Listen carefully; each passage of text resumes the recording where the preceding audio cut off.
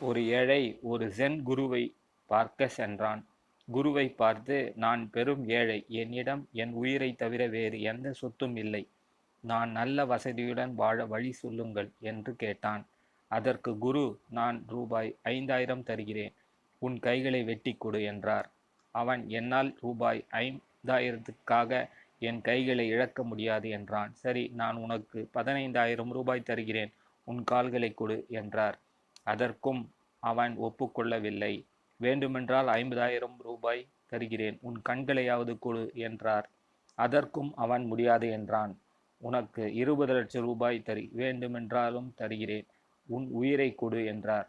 அதற்கும் அந்த ஏழை முடியாது என்றான். குரு சொன்னார், உன்னிடம் எந்த சொத்தும் இல்லை என்று சொன்னாய். ஆனால் விலை மதிப்பற்ற உயிரை கொண்டுள்ள நீ எவ்வாறு ஏழை ஆக முடியும்? ஆகவே உழைத்து வாழ்க்கையில் முன்னேற என்றார்.